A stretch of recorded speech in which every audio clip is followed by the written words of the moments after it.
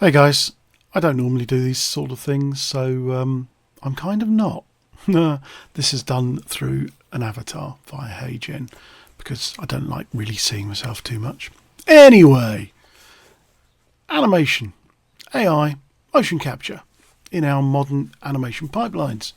So this is just about AI and animation capture and Kingbee Studios' approach to Unreal Engine workflows, and also Nova Mundi's approach to virtual production as well. So, the animation industry is at a crossroads, but contrary to the sensationalist headlines, the path forward is not about choosing between generative AI and a traditional motion capture. For studios like Nova Mundi and Kingbee, the real innovation lies in understanding what each technology does best and leveraging them together within a unified Unreal Engine pipeline that combines precision, flexibility, and creative efficiency.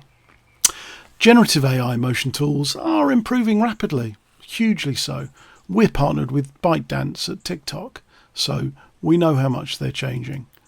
But they operate in a fundamentally different space than 3D motion capture systems at the moment. Understanding this distinction is crucial for any studio planning its animation future, which we are. Recent benchmarks comparing state-of-the-art optical motion capture systems like generative AI solutions, like Kling's AI motion control, among others, reveal an important truth. These are not compelling or competing technologies in most workflows, but tools, and they're solving different problems. So a generative AI motion tool would typically take a single video of a performance, lock to one camera angle, and output a baked video rather than an editable 3D animation data. They're excellent at creating fast, accessible motion for short films, concept pieces, and social content, generating stylized cinematics for solo creators and small teams. Brilliant. Producing quick visual ideas with minimal setup time, enabling rapid iteration on linear single camera shots. It's all great. It is slowly starting to change, where a lot of things like Higgs Field have got Studio, which gives you an almost studio pipeline. It's really getting there. And I utilise Fabula from Google's DeepMind as a script writing tool and assistant script editor, which has been fantastic, and we've been beta testing that. Anyway, medium shots, locked off cameras, limited movements showcase what AI motion generation does well, and for short linear content it's genuinely powerful. However, these limitations that they have are equally important. They are monocular, one camera, one perspective for the most part. They produce no true 3D performance data. You cannot relight, reframe or view performances from another angle initially.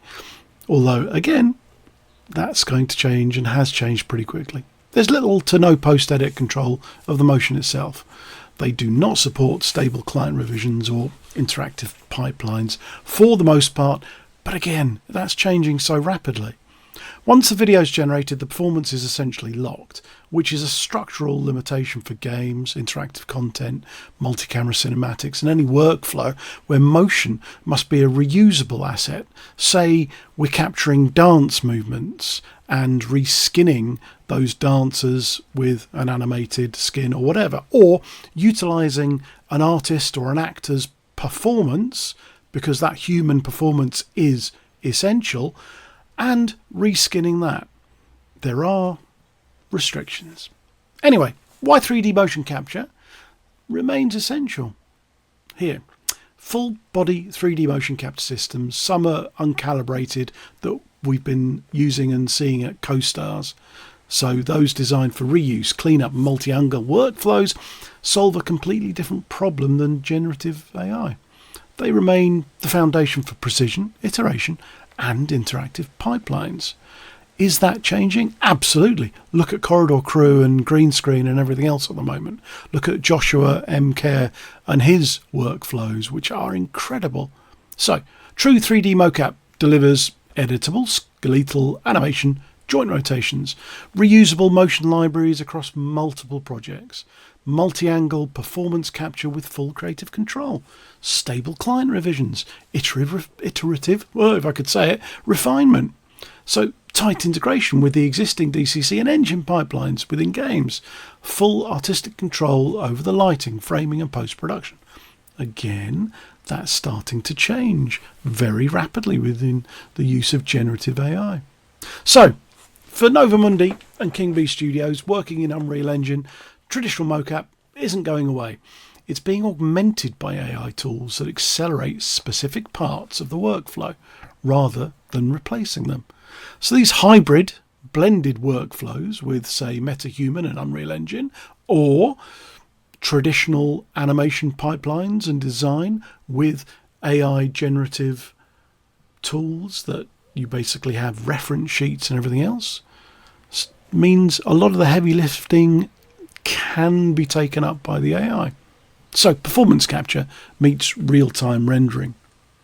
The combination of tools like MetaHuman Animator and, say, real-time facial capture that's streamed into Unreal Engine, this enables facial and body motion to be captured and visualized live on MetaHuman characters.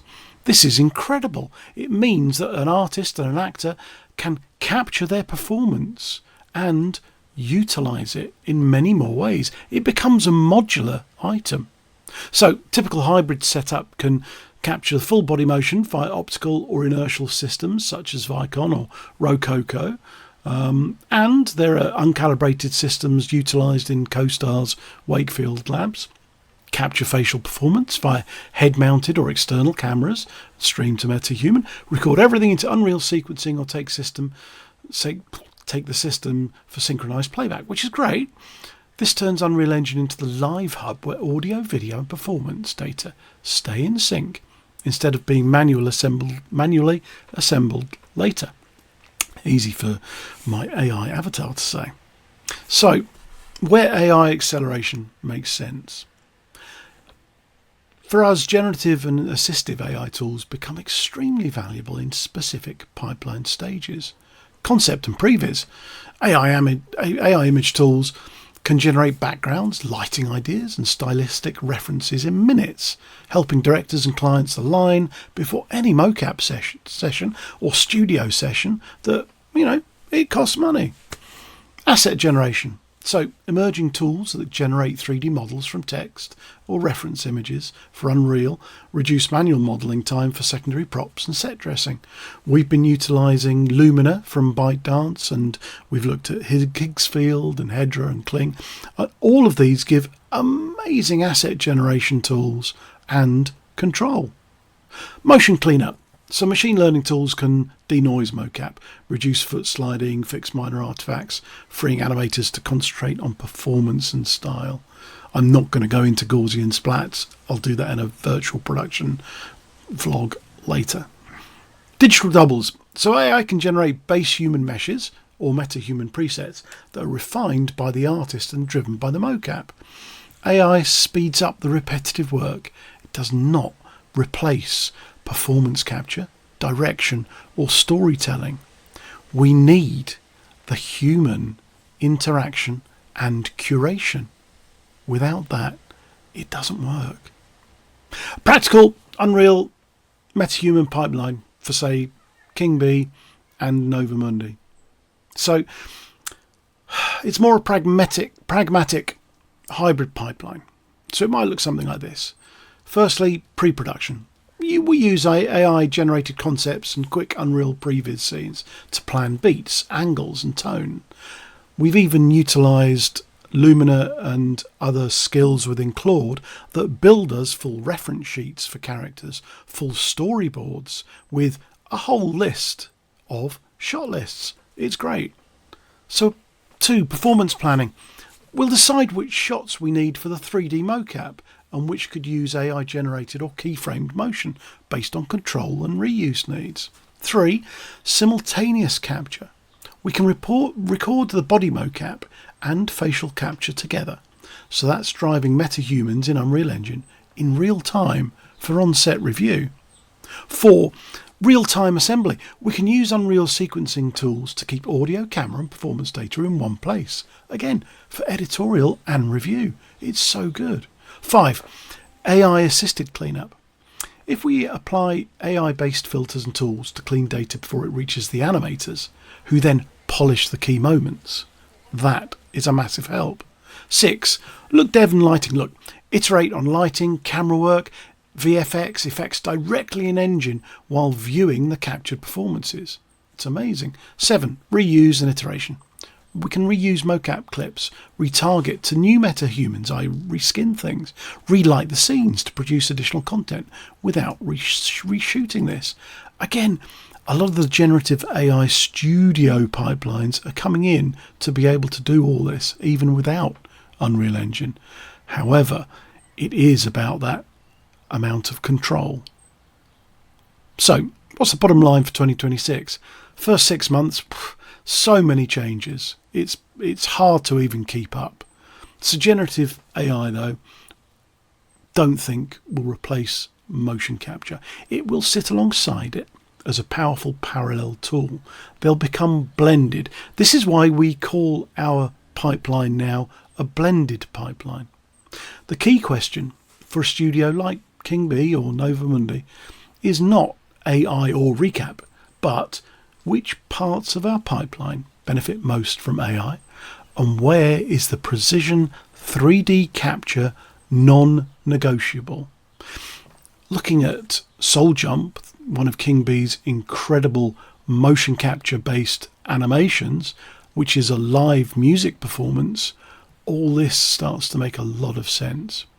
Anyway, for control, quality, robust reuse, mocap remains the move. Surrounding it with AI accelerated concepting, asset generation and cleanup, that produces a pipeline that's faster, more creative and more efficient than either approach alone. But it's evolving so quickly. It's blending, it's coming together, and I think very soon it'll come even further together.